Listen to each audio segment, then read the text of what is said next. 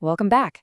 Today we are jumping straight into Chapter 2 of our Semiconductor Physics series, specifically focusing on sections 2.1 through 2.3.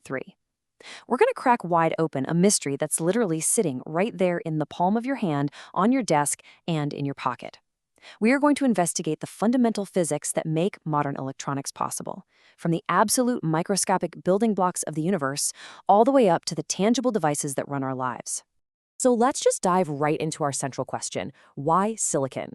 If you look at the periodic table, you've got 118 elements to choose from. Yet out of all of them, silicon has become the undisputed king, the foundational bedrock of all modern technology. To figure out why, we have to zoom way, way in, far beyond what the eye can see. We need to look at how matter behaves at the atomic level before we can zoom back out and understand how we actually manipulate it. To get there, here's our roadmap for this explainer.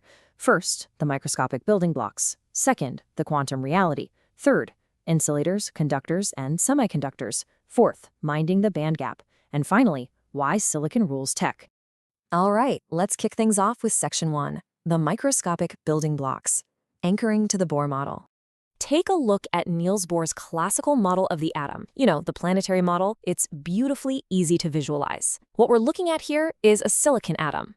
Right in the center is your dense nucleus, packed with protons and neutrons. But I really want you to focus on the outside. Notice how the electrons circle that nucleus in those distinct orbits or energy shells? Silicon has an atomic number of 14. That means 14 protons and exactly 14 electrons, which you can count arranged right here in these expanding concentric shells.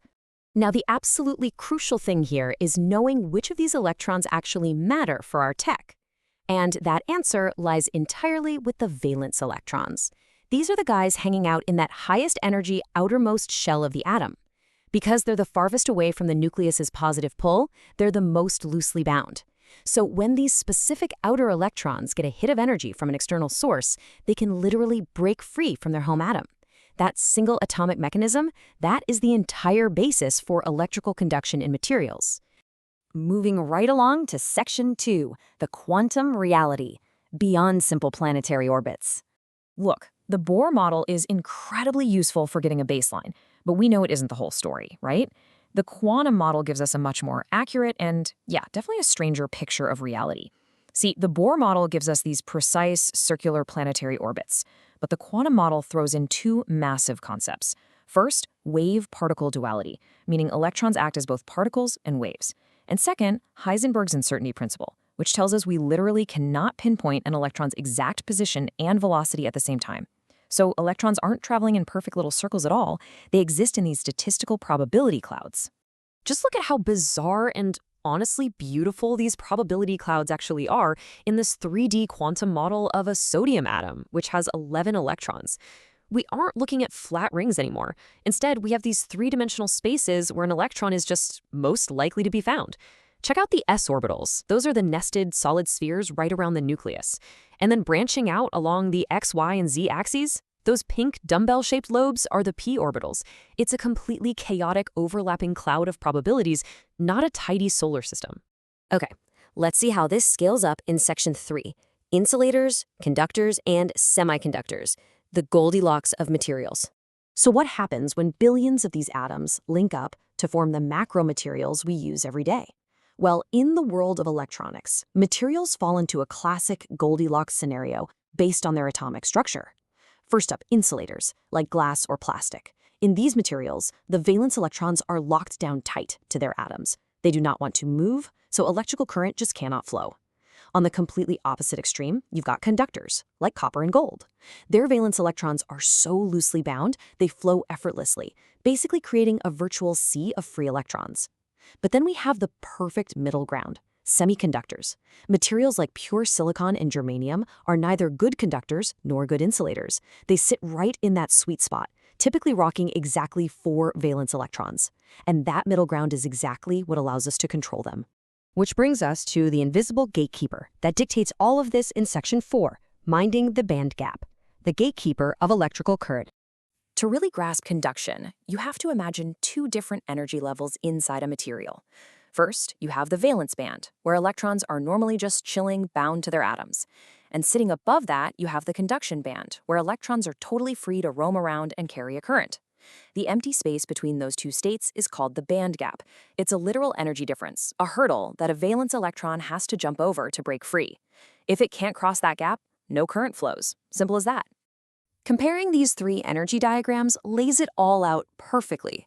On the far left, look at the insulator. That band gap is massive, practically impossible. Normal energy levels are never getting an electron across that chasm. Now look at the conductor on the far right. The bands are literally overlapping. There's zero gap, which is why current flows constantly. But check out the semiconductor right in the middle. It has a band gap, sure, but it's small enough that with just a little hit of targeted energy, like from a photon or a bit of heat, an electron can jump right across. It is completely controllable. All right, we've reached the climax of our explainer. Section 5, Why Silicon Rules Tech, Solving the Mystery of Modern Electronics. It's time to put all these physics clues together. First thought, why not just use a great conductor like copper to control our electronics? Let's compare a single silicon atom to a copper atom. Copper has 29 protons and 28 inner electrons. That leaves a net core charge of just +1 pulling on its single lonely valence electron. It is wildly loosely bound. It'll literally just fly away at room temperature. Silicon, on the other hand, has 14 protons and 10 inner electrons, giving its core a strong +4 net charge. That +4 pull keeps silicon's valence electrons firmly locked down in check until we specifically tell them to move. Essentially, copper is wildly uncontrollable, kind of like a toddler on a sugar rush, while silicon is perfectly tameable. Okay, I hear you, but what about germanium? It's a semiconductor too. It also has 4 valence electrons. So why did silicon win the race over germanium? Look closely at the orbital shells here. Silicon's 4 valence electrons sit neatly in the 3rd shell. But germanium's valence electrons, they're pushed way out into the 4th shell, much further from the nucleus. And because they're further away, it takes less energy for them to escape. Practically speaking, this means at high operating temperatures, germanium becomes highly unstable and starts leaking excessive reverse current. Silicon, with that tighter 3rd shell, stays completely stable even when your computer is running super hot. And because of that amazing stability, silicon does something structurally beautiful when you pack billions of its atoms together. Since every silicon atom has exactly 4 valence electrons, they perfectly position themselves to share those electrons with 4 neighboring atoms. This creates incredibly strong covalent bonds, resulting in the flawless crystal lattice you see right here. It is structurally solid, completely chemically stable, and perfectly primed to be electrically manipulated. So there it is. We can finally define the silicon secret. It's basically a perfect storm of atomic properties. It has exactly 4 valence electrons, giving us that uniform crystal structure. Those electrons live in a highly stable 3rd shell, meaning the whole thing doesn't break down when devices get hot. And it possesses a completely controllable band gap, meaning we can dictate exactly when it acts like a conductor and when it acts like an insulator. That very specific combination makes silicon the absolute undisputed king of tech.